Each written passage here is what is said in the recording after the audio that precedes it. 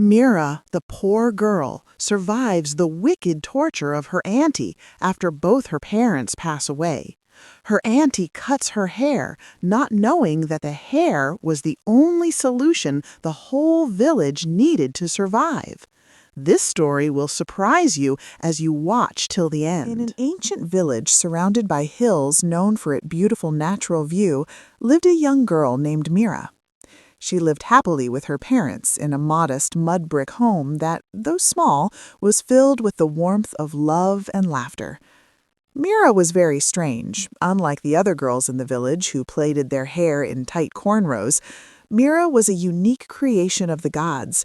Her beauty was striking, but it was her hair that made people stop in their tracks. It was a supernatural wonder, strands of deep midnight black intertwined with pure glowing white. It was not the gray of old age, but a white that shimmered like starlight. It was thick, very long, reaching down to her waist, and seemed to hum with a life of its own. When she walked, her hair swayed like a royal cape, and even in the dark, the white strands gave off a faint, ethereal glow. Everyone in the village admired her hair, but admiration quickly curdled into jealousy. The older women whispered behind their calabashes, and the young ladies bit their lips in envy, wishing they possessed even half of her beauty. Knowing the danger of such attention, Mira's mother would often sit her down by the fireside, braiding that magnificent hair with trembling hands. She would look into Mira's eyes and advise her, saying, "Mira, my child, listen to the words of your mother. You must stay humble and kind to everyone, both the young and the old. Never let pride enter your heart because of your face or your hair. Remember, beauty fades like the evening sun, but a good character, that is the sun that never sets. Good character always wins over beauty." Mira held these words close to her heart, wearing her humility like a second skin. But life is unpredictable. One fateful afternoon, a dark cloud descended over their happy home. Mira's father, a strong man, suddenly collapsed with a serious fever. Despite Mira's efforts to cool him with wet rags and herbal mixtures, the fever would not break.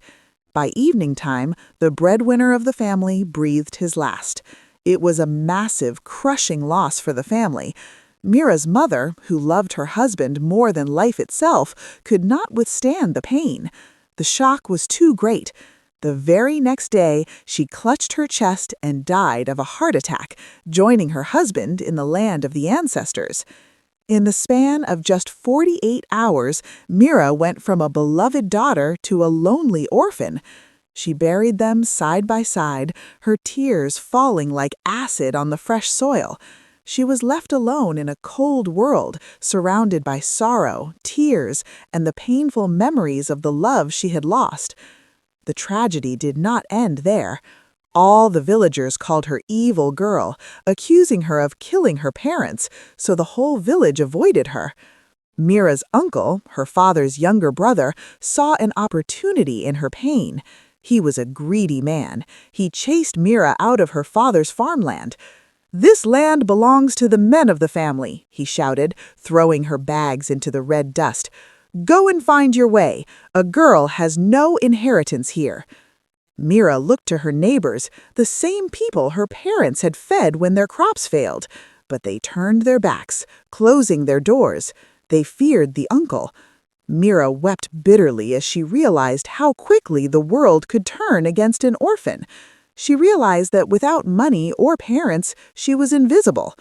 Left with no choice and nowhere to lay her head, she packed her few belongings and began the long trek to the neighboring village to stay with her only remaining family, her aunt, a woman popularly known in the village as Madame Dorcis. Madame Dorcis was a woman the village feared more than the forest spirits. She was known for a tongue sharp as a razor and a heart hard as granite.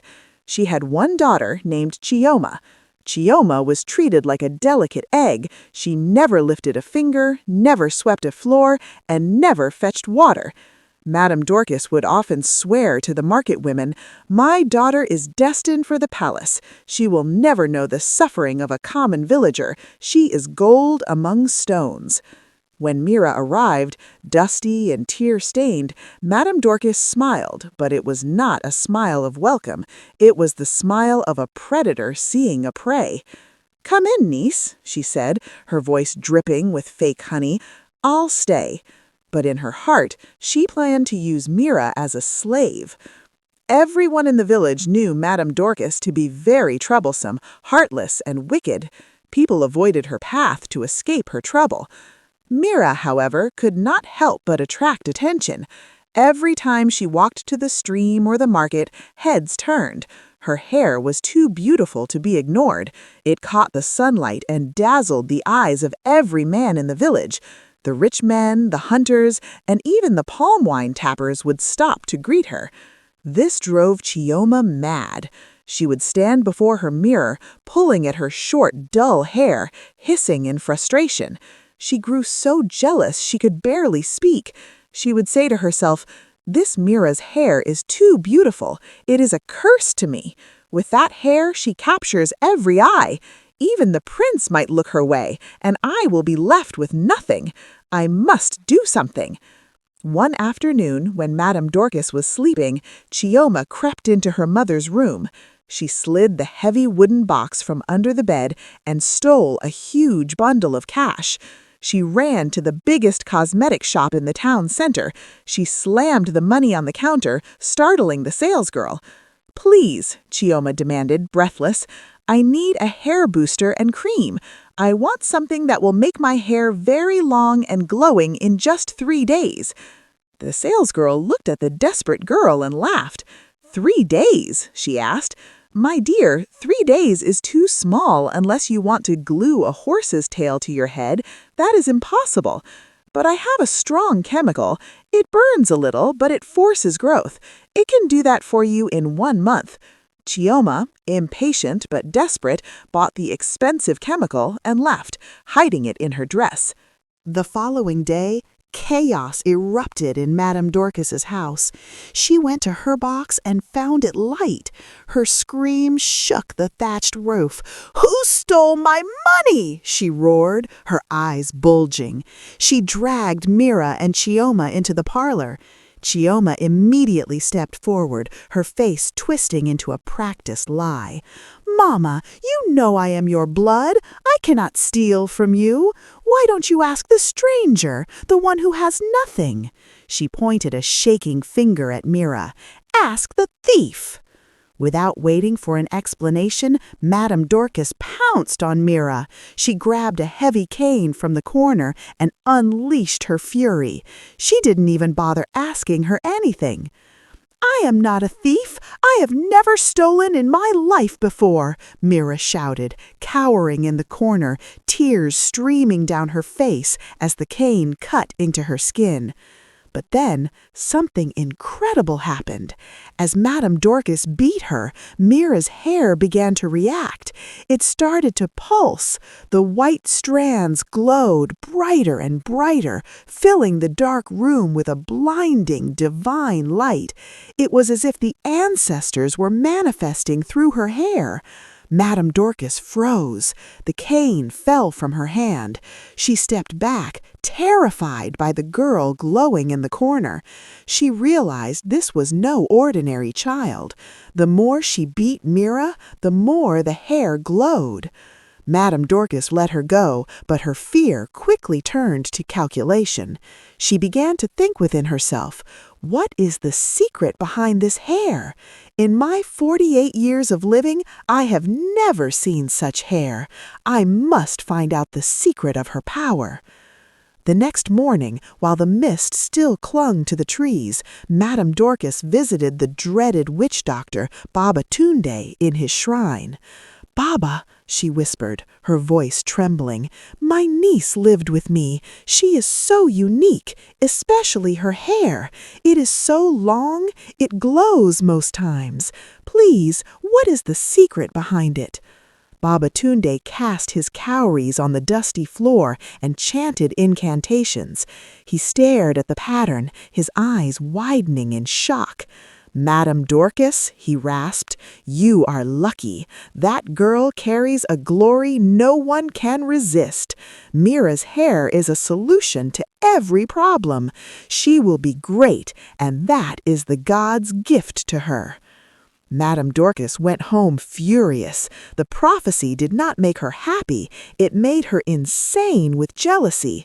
She saw Mira in the compound combing her hair, and her hatred increased tenfold. "Look how the hair is shining," she muttered, clenching her fists. "So she will be greater than my daughter? I must not let that happen. I will break her." From that day on, life became a living hell for Mira.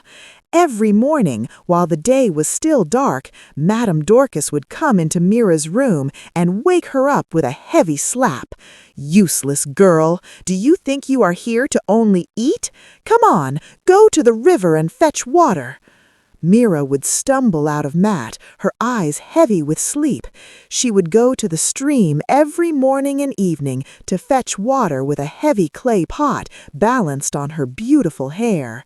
She would wash mountains of plates, sweep the vast compound, and cook for the whole house. While Mira slaved away, Chioma would sit down, doing her makeup and applying the chemicals to her hair, praying for it to grow faster than Mira's.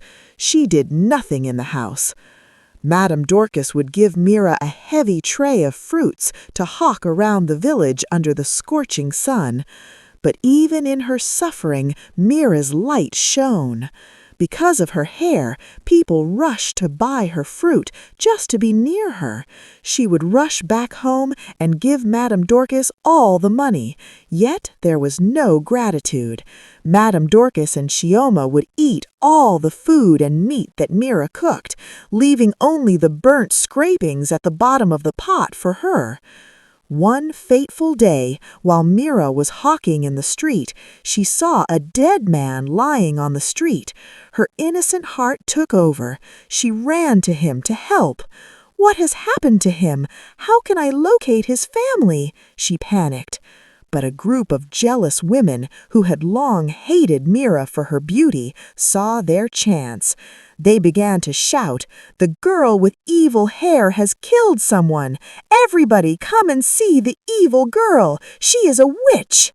A crowd gathered and began to beat Mira. They didn't ask questions. They saw a girl they envied, and they attacked. They slapped her, kicked her into the dust, and tore at her clothes. Mira curled into a ball, crying out for mercy that didn't come. They beat her until she was bruised and broken. As Mira got home, bleeding and dirty, Madam Dorcas stood at the door. She knew Mira could not do such a thing, but the jealousy made her shout, "You disgrace! You bring shame to this house! You and this cursed hair! I will end this today!" "I will cut your hair now," Dorcas screamed. Chioma ran to get a pair of rusty tailoring scissors. She held Mira down, laughing as Mira begged, "Please, Auntie, it is my only gift, please." But mercy had left that house. Snip, snip. The sound was sickening. Madam Dorcas hacked at the beautiful black and white strands. She cut every single strand of her hair until her scalp was bare, leaving jagged patches of skin. "Look at you now," Dorcas sneered, kicking the piles of beautiful glowing hair across the floor. "You are nothing." Mira was shattered. She had lost her pride and uniqueness. She cried all day and night, but her hair was still bald. The stigmatization in the village was heavy. People called her a murderer. At the market, women covered their goods, saying, "Don't let the bald witch look at my tomatoes." At the river, everyone ran away from her, claiming she poisoned the water. Children threw stones at her. But the gods were watching. 1 month later, after Mira's hair was cut off, a serious problem struck the village. The rivers went dry. Farm crops began to dry and turn to dust. No rain fell, neither did dew. There was great hunger and thirst in the land. The king of the village began to find the solution to the problem in the land, so he made a decision that anyone who can bring a solution to the problem will have half of his kingdom. Everyone in the village began to make findings, searching for solutions. The native doctors in the land began to contact the gods, sacrificing animals. Pastors began to pray for a solution. Still, there was no solution provided. The situation became worse. There was no solution to the problem in the land. Young children fell seriously sick because of lack of food. Some even died, while some parents fed on lizards just to survive. Madame Dorcas and her daughter Chioma became a shadow of themselves. They had nothing to eat or drink. Meanwhile, Mira was the savior designed by the gods. Because of the sufferings, she went to her parents' grave and was crying bitterly for 3 days. "Please, come and take me to where you are. The sufferings here on earth is too much for me to bear. My hair is gone. I prefer dying than living," Mira cried, slapping her bald head because she hated herself. Suddenly, a spirit appeared to her in the form of a woman whose body form is like a cloud. She touched Mira's head. Immediately, the hair on her head grew back, long, full, beautiful, and glowing. Mira was shocked. She felt like dancing and also crying. "Who are you? Please, you have restored my joy. I feel renewed again." The spirit didn't answer but replied, "Mira, you are the savior in your world. Go now to the village, cut a single strand of your hair and put it in the dry river. After 1 day, the river will begin to flow with abundant water. And bury exactly 100 strands of your hair in the junction of the village, and after 1 day also, the village will have an abundance of food." Immediately, the being disappeared. Mira was full of fear, but thanked her parents for the secret. She ran back to the village. The villagers were surprised to see Mira's hair blossom again. They talked to themselves. How did she grow her hair this fast? She must be evil. But Mira paid no attention to their conversation. She immediately went to the palace. "Your Royal Highness, I have a solution to the problem in our land." "Little girl, do you think we are joking here? Get out of my sight before I throw you to the lion's den," the king shouted. Mira begged the king, "I am not joking. I truly have the solution. Just give me the go-ahead." So the king finally listened to her. "How do you intend to do it?" he asked. She said, "I will not disclose my secret until it is done." The next day, all the villagers gathered in the king's palace with murmuring in their mouths. The king announced Mira would bring the solution. Many looked at her with despite. Madame Dorcas and her daughter were surprised, whispering, "She is only here to waste time. That is what she is good at." So the king ordered Mira to go and provide the solution. 3 guides escorted her to the biggest river in the village that was dry. She did as the spirit instructed her. She removed a single strand and dropped it in the empty river. Next, she went to the junction of the village, removed exactly 100 strands of her hair, and buried them. Immediately she went back to the palace and told the king and people that it is done. By tomorrow morning, the village will wake up to meet abundant water and food. Many people doubted her. Some even threatened to kill her by tomorrow for wasting their time. The next morning, a rumble shook the ground. The whole village woke up to meet all their rivers flowing with abundant water. Farm products became green again. Their children and animals were healed. The village erupted in joy at the look of the miracles Mira hair did. A heavy rain began to fall, but all the villagers dances in the rain, including Mira and the king. The king was happy. He ordered a massive celebration. He called Mira forward. "From today," the king declared, "Mira is the second in command. She is the mother of the land." The king and people celebrated Mira, dancing and singing her name. Madame Dorcas and her daughter stood in the back, wearing rags. Their jealousy turned to burning shame. They watched the girl they abused become the most powerful woman in the land. Meera became the richest woman in the village, proving that no matter the hardship, a good heart will always triumph. Thank you for watching this story. I will love to hear from you. Share your thoughts in the comments section. Please, another interesting episode is coming out in few days, so make sure you subscribe to this channel, like and turn on the notification bell so that you will be notified the moment I upload the video. And if you enjoyed this story, please make sure you share the story with your family and friends. I really appreciate you all and see you in our next story.